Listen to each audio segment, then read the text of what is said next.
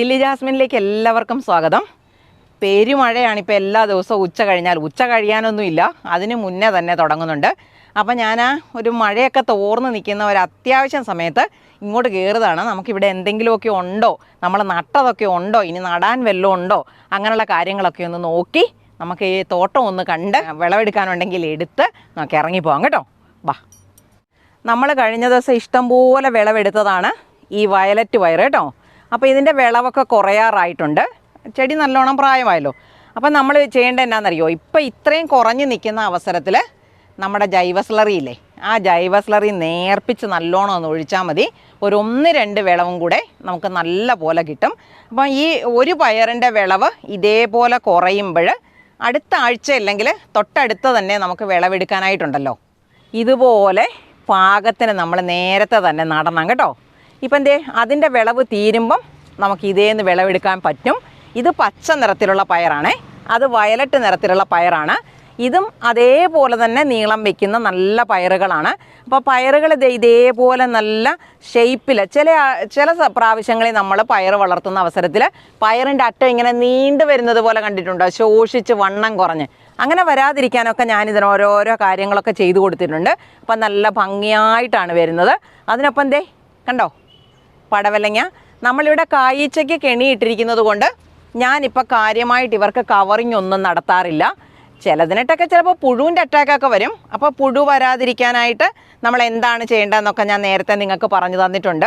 അത്തരത്തിലുള്ള കാര്യങ്ങൾ ചെയ്താൽ മതി, പുഴുവിൻ്റെ ശല്യം കുറഞ്ഞോളും. ഇപ്പോൾ അതേ അവിടെയും ഇവിടെയും ഒക്കെ ഇഷ്ടം പോലെ നോക്കിയാൽ കണ്ടോ, കുഞ്ഞു കുഞ്ഞു കുഞ്ഞു കുഞ്ഞ് പടവലങ്ങ പിടിച്ച് വന്നിരിക്കുവാണ്. ഇതിപ്പോൾ ആ കിടക്കുന്നതും ഇതും കൂടെ നമുക്ക് അടുത്ത ദിവസം ഇവിടെ കയറുമ്പം വിളവെടുക്കാനുള്ളതാകും. ബാക്കിയൊക്കെ കുഞ്ഞു കുഞ്ഞു സാധനങ്ങളാണ്.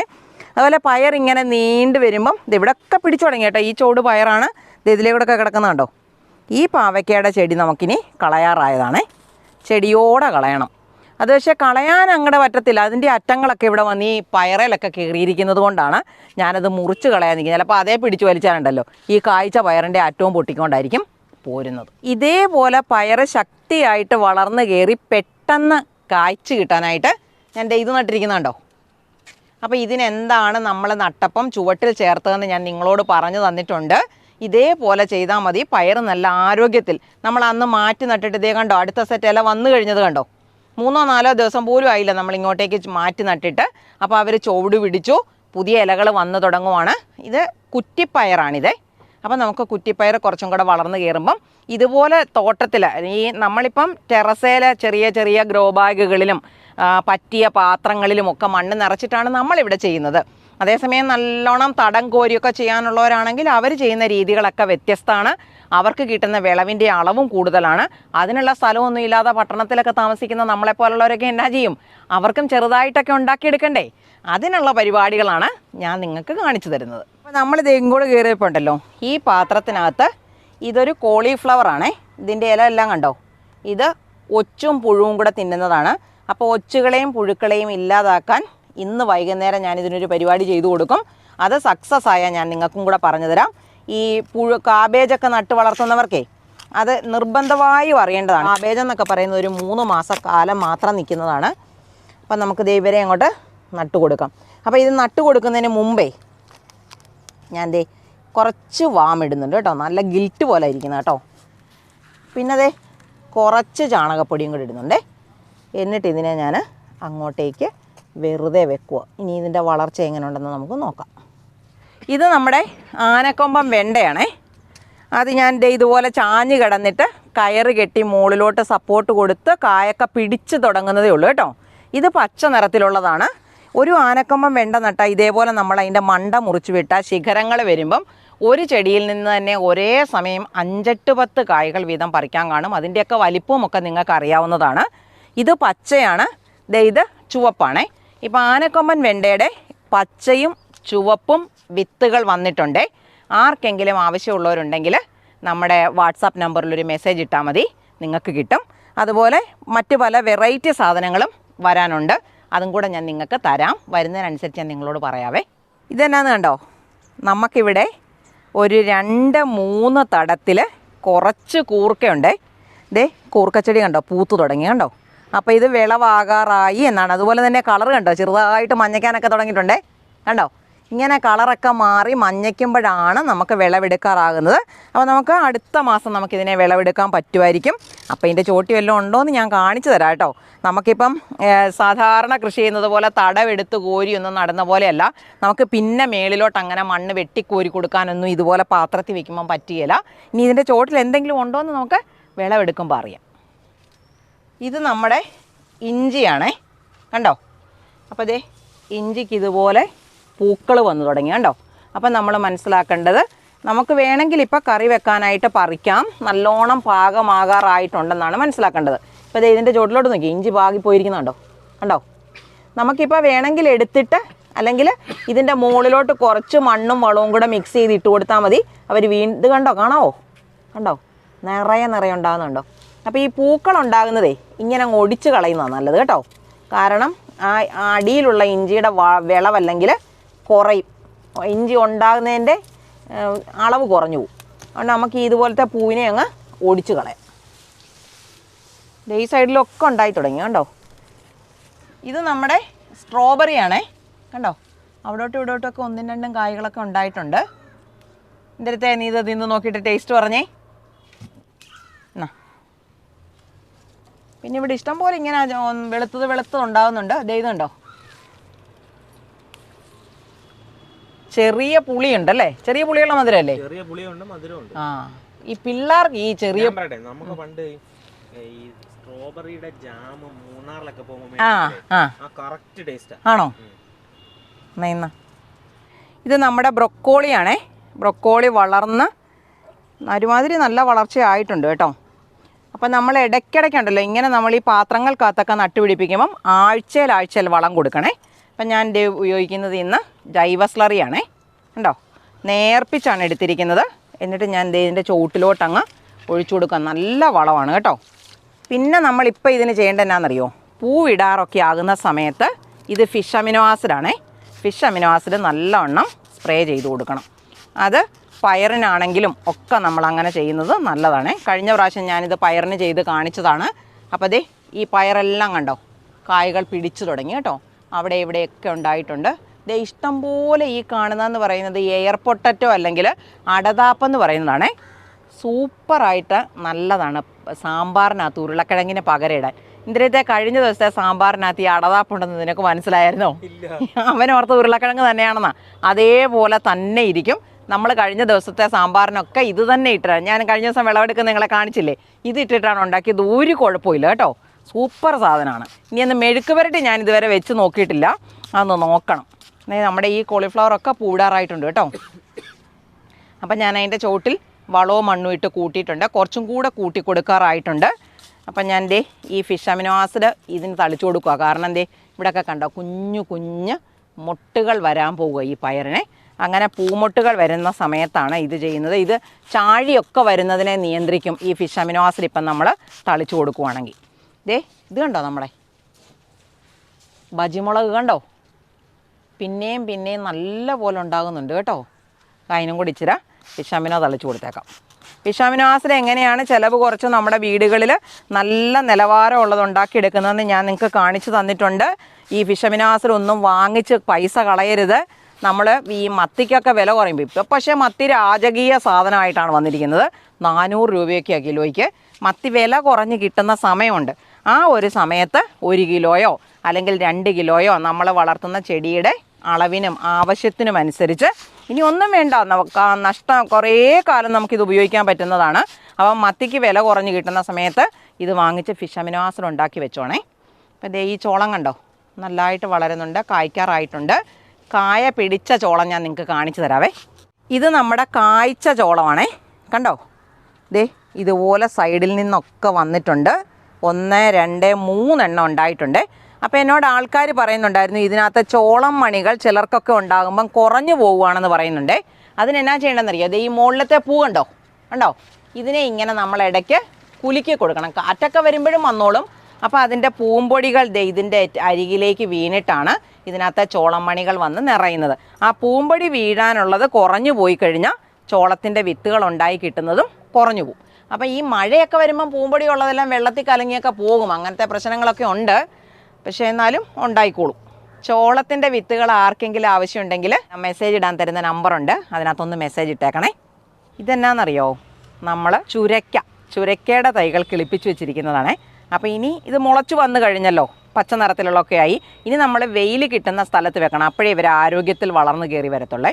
അപ്പോൾ ഇവരെ നടാനുള്ള സ്ഥലത്തോട്ട് തന്നെ കൊണ്ടുപോയി നമുക്ക് വെച്ചിട്ട് വരാം, വാ. അപ്പോൾ ഇവരെ നടാൻ വേണ്ടി ഞാൻ എൻ്റെ ഈ പാത്രത്തിനകത്ത് മണ്ണ് സെറ്റാക്കി വെച്ചിരിക്കുവാണേ. ഒന്ന് ഇതിനകത്തും നടാനുണ്ട്, ഒന്ന് ഈ ബക്കറ്റിനകത്തും. അപ്പോൾ കുമ്മായമിട്ട് പുളിപ്പ് മാറ്റിയ മണ്ണിനെ നമ്മൾ വളവും ഉമിയും ഒക്കെ ചേർത്ത് നല്ല സെറ്റാക്കി വെച്ചിരിക്കുവാണ്. എനിക്ക് 2 ദിവസം കഴിഞ്ഞിട്ടേ ഉള്ളൂ കേട്ടോ. ഞാൻ കുമ്മായമൊക്കെ ഇട്ട് കുറച്ച് ദിവസമായിട്ടുള്ളൂ വെച്ചിട്ട്, ഒരു 10 ദിവസം ആയിക്കോട്ടെ. അപ്പോൾ അത്രയും സമയം അവർ ഈ ഗ്ലാസ്സിനകത്തിരുന്ന് വളരുകയും ചെയ്തോളൂ. ഈ ഭാഗത്തോട്ട് ഞാൻ കുറച്ച് വഴുതനയെ മാറ്റിയിട്ടുണ്ടേ.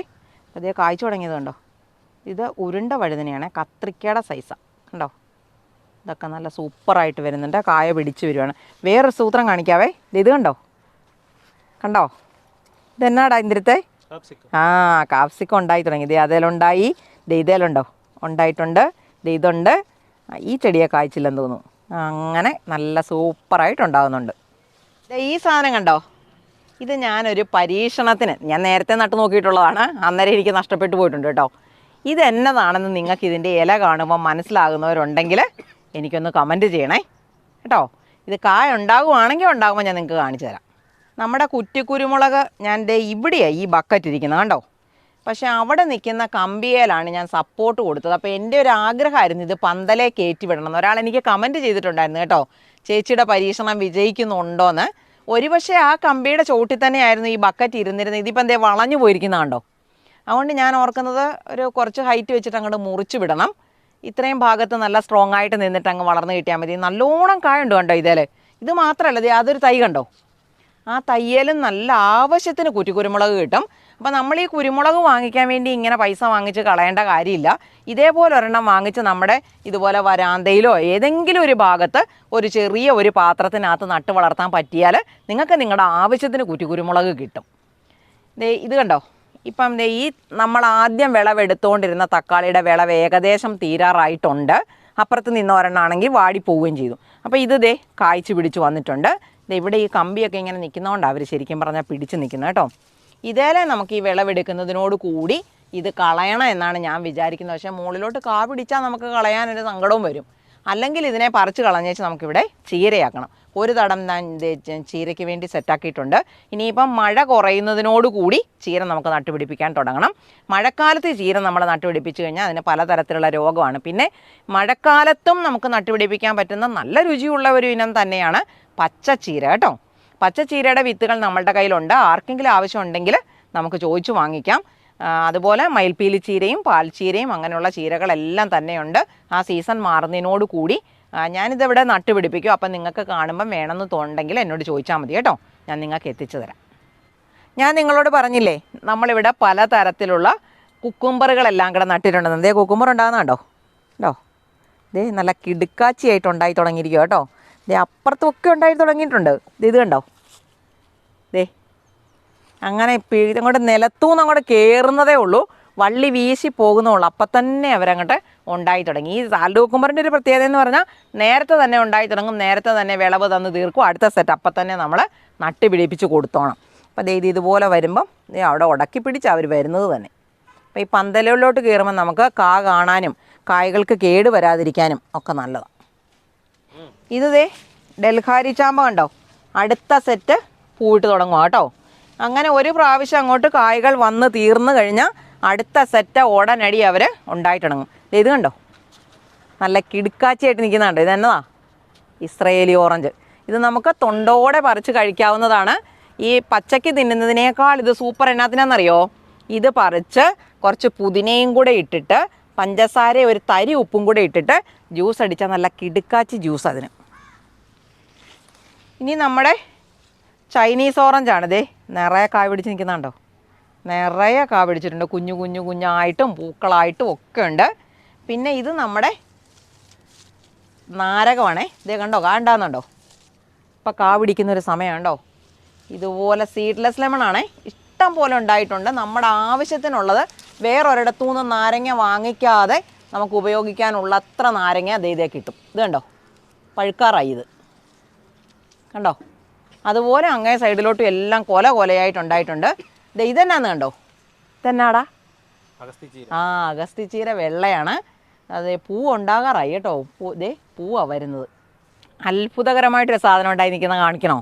വാ, ഞാൻ ടെറസിലൊരു അബിയു ചെടി വെച്ച് പിടിപ്പിച്ചതാണേ.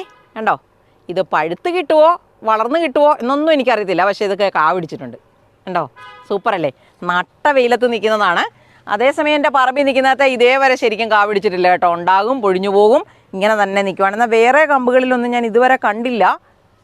ഇനി ഉണ്ടോയെന്നറിയത്തില്ല. ഏതായാലും ഇതേൽ പൂ പിടിച്ചു, കായുണ്ടായി. നമ്മുടെ ഈ ബന്ദിയെല്ലാം തന്നെ പൂക്കളൊക്കെ തീർന്നിരിക്കുവാണേ. അപ്പം നമുക്ക് ഇനി അടുത്ത പ്രാവശ്യം വരുമ്പം ഇതെല്ലാം നമുക്ക് മാറ്റിക്കളയണം.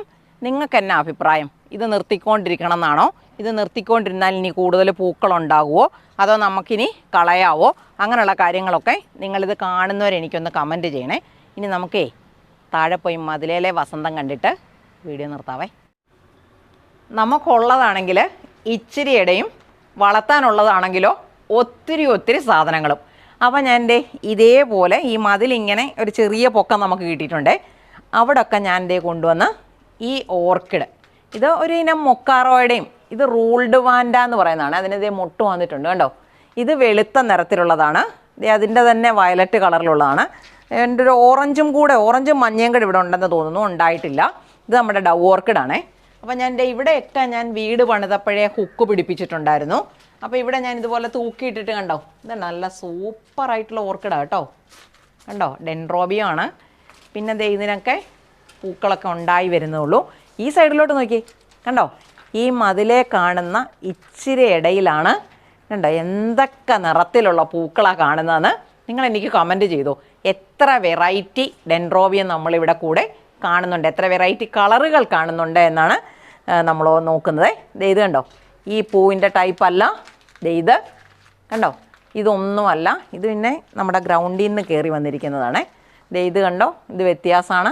ഈ പൂക്കാൻ പോകുന്നതുണ്ടോ, നല്ല ഡാർക്ക് വയലറ്റാണ്. പിന്നെ ഇവിടെ നമ്മുടെ സാധാരണ ഡാൻസിങ് ലേഡിയാണ് ഇത് കേട്ടോ. അവിടെ ഇവിടെയൊക്കെ പൂക്കുന്നുണ്ട്. ഇതൊരു വെറൈറ്റി ചെടിയാണ്, പക്ഷേ ഇതുവരെ പൂക്കളുണ്ടായിട്ടില്ല. ഈ കൊല്ലെങ്കിലും ഉണ്ടാവുമോ അറിയാൻ മേല. നല്ല വളർച്ചയൊക്കെ അവർ കാണിക്കുന്നുണ്ട്, പൂവുണ്ടായിട്ടില്ല. ഇത് കണ്ടോ, നല്ല സൂപ്പറാണ് കേട്ടോ. അതുപോലെ ഇനി ഇവിടെ നിറയെ മുട്ട് വരുന്നുണ്ട്. ഇതെന്നാ ഇതിൻ്റെ ഫേൺ. പക്ഷേ ഇതിവിടെ നിന്നാലേ എൻ്റെ ഓർക്കിഡിനെ കളയും. അവരുടെ വേരും നിൽക്കാനുള്ള ഇടയല്ലേ എമ്മാർ കളയും. ഇത് കണ്ടോ, ഇതൊരു ചെറിയ മഞ്ഞ നിറമാണേ. ഇതൊരു ഫലനോപ്സിസാണ് കേട്ടോ. ഞാൻ ഈ മഴയത്ത് കൊണ്ടുവന്ന് വെച്ചിരിക്കുവാണ്. മഴയും വെയിലും എല്ലാം കൊണ്ട് അവർ നിൽക്കുന്നതാണ്. പക്ഷേ അവർ വളരുന്നുമുണ്ട്. അതുപോലെ ഇതൊരു കൊല കണ്ടോ ഉണ്ടാകുന്നുമുണ്ട്. ഇതിനി എന്നാ കളറെന്ന് എനിക്കറിയത്തില്ല. ഇത് കണ്ടോ, ഇവിടെ ഒരു പൂവുണ്ട്, അതിൻ്റെ തന്നെയാണെന്ന് തോന്നുന്നു. ഈ കാണുന്ന കണ്ടോ, ഇത് കണ്ടോ, ഇത് പക്ഷേ വേറെയാണ്, ട്വിസ്റ്റഡ് വെറൈറ്റിയാണെന്ന് തോന്നുന്നു. ഈ മഞ്ഞയുണ്ടല്ലോ, ഇഷ്ടംപോലെ പൂക്കളുണ്ടാകുന്ന ഒരു ഓർക്കിഡാണ് കേട്ടോ. അതുപോലെ ഗ്രൗണ്ട് ഓർക്കിഡ് ആണെങ്കിലും ഈ കളറല്ല, ഈ കളറ്. അതുപോലെ മഞ്ഞയൊക്കെ ഉണ്ട്, ഇപ്പോൾ ഉണ്ടായിട്ടില്ല. ഇതും വേറെയാണോ. ഇതൊരു വാൻഡയാണേ, ഒരു വെറൈറ്റി വാൻഡയാണ്. അത് ഈ വെയിലത്ത് തന്നെ ഞാൻ വെച്ചിരിക്കുക. വെയിലും കൊള്ളും, മഴയും നനയും, ഇടയ്ക്കിടയ്ക്ക് പൂവുണ്ടായിക്കൊണ്ടിരിക്കും. ഇഷ്ടംപോലെ പൂക്കളുണ്ടാകുന്നത്. പക്ഷേ വാൻഡയ്ക്ക് അങ്ങനെ അധികം പൂക്കളുണ്ടാകുന്ന വെറൈറ്റി കുറവാണ്. ഇത് പക്ഷേ നല്ലോണം ഉണ്ടാകും. ഇത് കണ്ടോ, ചെറിയ ഒരു ബ്രൗൺ ചേർന്നതാണ്. ഇത് കണ്ടോ, ചെറിയ വയലറ്റാണ്. പക്ഷേ അതിനോട് വരുന്നൊരു കളറാണ്. പക്ഷേ പൂവിൻ്റെ ഷേപ്പ് മാറി കണ്ടോ, വലിപ്പവും മാറിയത് കണ്ടോ. അതുപോലെ ഇത് എന്നതാണെന്ന് എനിക്കറിയത്തില്ല, കണ്ടാൽ വെള്ളയാണെന്ന് തോന്നുന്നു. അതുപോലെ ഇത് കണ്ടോ, ഇത് കണ്ടാത്. പിന്നെ അവിടെയൊക്കെ മുട്ടുകൾ വന്ന് നിൽക്കുവാണേ കണ്ടോ, കിടുക്കാച്ചിയല്ലേ. അപ്പോൾ നമുക്ക് ഈ സന്തോഷമുള്ള കണ്ണിന് കുളിർമ തരുന്ന ഈ കാഴ്ചകളൊക്കെ കണ്ടുകൊണ്ട് ഇന്നത്തെ നമ്മുടെ വീഡിയോ നമുക്കിവിടെ അവസാനിപ്പിക്കാം. എൻ്റെ വീഡിയോ ഇഷ്ടമാവുകയാണെങ്കിൽ എനിക്കൊരു ലൈക്ക് തരാനും, സബ്സ്ക്രൈബ് ചെയ്യാത്തവരാരെങ്കിലും ഉണ്ടെങ്കിൽ സബ്സ്ക്രൈബ് ചെയ്യാനും, അതുപോലെ കൃഷിയും ചെടി വളർത്തും താല്പര്യമുള്ള നിങ്ങളുടെ ഫ്രണ്ട്സോ അല്ലെങ്കിൽ റിലേറ്റീവ്സോ ഉണ്ടെങ്കിൽ അവർക്കൊന്ന് ഷെയർ ചെയ്ത് കൊടുക്കാനും മറന്നു പോകല്ലേ. ഇതേപോലെ മറ്റൊരു നല്ല വീഡിയോയുമായി നമുക്ക് അടുത്ത ദിവസം വീണ്ടും കാണാം.